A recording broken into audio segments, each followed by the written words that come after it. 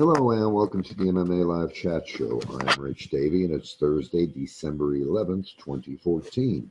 On today's show, I'll be discussing the TUF 20 Episode 12 show that featured the fights between Carla Esparza versus Jessica Penne and Rose Namajunas versus Randa Markos. I'll also be discussing the Ultimate Fighter 20 finale happening December 12th, 2014. And I'll give my quick picks for the rest of the matchups on the card after I give my prediction for the outcome of the main event and who I think will become the UFC's inaugural Strawweight champion in the women's division. All right, let's go ahead and get started here. The TUF 20 Episode 12 show that featured the fights between Carla Esparza versus Jessica Penne and Rose Namajunas versus Randa Markos took place on Wednesday, December 10th, 2014, and aired on the Fox Sports 1 network at 10 o'clock p.m. Eastern Time. These two fights were the semifinal fights on this season of TUF and determined which two fighters will be fighting for the inaugural UFC Strawweight title. First up, Carla Esparza versus Jessica Penne. I'm just going to run right into the rounds here. I'm not going to do a whole lot of discussing about the show here because I do want to have time to talk about the finale as well. Okay, round one. Jessica Penne stalked Esparza for the entire round, but Esparza outstruck Jessica with punches. The entire duration of the round was basically, an event that took place on the feet with Carla Esparza moving in and out and scoring at will. The fight went to the ground briefly in the last 30 seconds of round one, but Carla wasn't really interested in remaining there. Basically, it was Carla moving in and out, left and right, and scoring at will, basically, like I said. So I scored round 1, 10-9 for Esparza. Okay, round two. The round started out pretty much the same as round one, with Carla moving in and out, left and right, but she actually started throwing in some kicks in this round as well, and again, scoring at will. After the halfway mark, the fight went to the ground a couple times. Carla got back to her feet quickly when Jessica maneuvered for a triangle, but on the second trip to the ground, the ref stood the girls up a bit prematurely, I thought.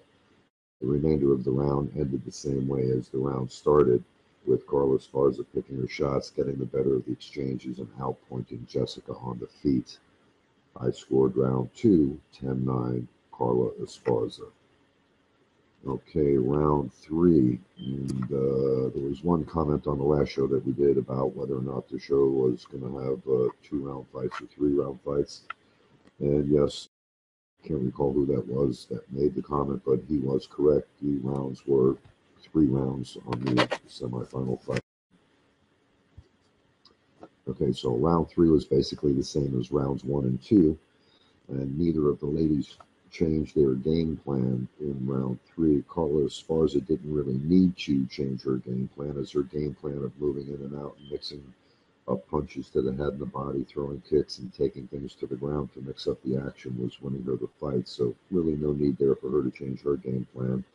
But Jessica Penne seriously needed to make an adjustment to her game plan because she just was not effective at all in capitalizing what she was employing in the octagon. The fight was all Carla Esparza, in my opinion, and Jessica Penne was never really in the fight. She just didn't look like she wanted to be in the octagon or win the belt. Penne fought with very little aggression and with no sense of urgency, even when she must have known that she was down by 2 rounds. I scored round 3, 10-9 Esparza, making the fight 30-27 on my scorecard. And apparently the judges agree with my scoring, as all 3 judges scored the fight 30-27 as well. So Carla Esparza defeats Jessica Penne by unanimous decision, with the judges' scorecards reading 30-27, 30-27, and 30-27. Okay, moving on to the next fight was Rose Namajunas versus Randa Markos. And round 1, that round started out a bit slow, because both ladies seemed to be a bit cautious there, and they felt each other out for a minute and a half or so. Rose then did her version of the Ollie Shuffle, which seemed to anger Randa. And then right after that, it seemed like Randa had lost her cool, and then she went ballistic, throwing caution to the wind, charging forward and getting a bit wild, throwing punches in a furious fashion. They clinched, and Randa seemed to be the stronger of the two, but the fight went to the ground. Randa winding up on the bottom. Rose started looking to secure a Kimura, but Randa rolled out of it. Rose then grabbed a hold of Randa's arm immediately again and started working for the Kimura again. Markos rolled out of that Kimura effort once again, trying to take the tension off of her arm, but this time Rose had locked it in pretty good, and Randa had no choice but to tap. So pretty impressive performance again by Rose Namajunas, and Rose Namajunas defeats Randa Markos by submission due to Kimura in round one. So now we know who the two finalists are from the season of TUF 20, and we'll be seeing the number one ranked Carla Esparza versus the number 7 ranked Rose Namajunas. The two ladies will meet in the Octagon in the Ultimate Fighter 20 finale on Friday, December 12th, 2014. On the Fox Sports 1 network at 9 o'clock p.m. Eastern Time to determine who will be the UFC's inaugural Strawweight champion. And I'm sure that there are a lot of MMA fans out there who think Carla Esparza with her 9-2 record versus Rose Namajunas with her 2-1 record should be the favorite. And that does make sense, coupled with the fact that Esparza was ranked number 1 in the first episode of the season. But I'm seeing that a lot of odds makers have Rose Namajunas as a slight favorite. But fans seem to be favoring Rose by a large margin, actually more than 2-1. So sure, Carla Esparza has her fans out there that are rooting for her, but it seems like everybody's thinking that Rose is going to win this fight. Okay, Carla Esparza actually won all 3 of her fights on this season of TUF due to her wrestling skills, but Rose Namajunas won all 3 of her fights this season by submission and in a much more impressive fashion. And she looks to be the most complete fighter who can put it all together in the Octagon on this season of TUF. And from what we have seen so far, basically in the strawweight division, as far as the women go, Rose Namajunas seems to have all of those skills to become the strawweight champion. She's effective with her boxing and her kicking, which is likely due to the fact that she has a strong Muay Thai game. And she also has no problem grappling and working submissions when the action goes to the ground. I'm pretty sure that Carla Esparza is going to want no part of the ground with Rose Namajunas there, because she didn't want any part of the ground with Jessica Penne's Brazilian Jiu-Jitsu skills, and it seems to me that Rose Namajunas is a little more deadly than Jessica Penne on the ground. So I don't know here. I am of the opinion that Rose Namajunas is going to prove to be too well-rounded and a much more effective MMA fighter who's not only strong off her back, but she can also win the fight standing as well. So I'm going to be picking Rose Namajunas to win the UFC strawweight title by submission in round 3. Okay, and speaking about the Ultimate Fighter 20 finale, I'll go ahead and give some really quick picks for the card here. I don't want to take too much time on that because I usually do a separate show for the predictions, so I'm just going to give straight up picks for this. The TUF 20 finale card picks here from me. I'm going to go in the main event, as I mentioned, Rose Namajunas. Then we have Jeremy Stephens versus Charles Oliveira. I'm going with Jeremy Stephens.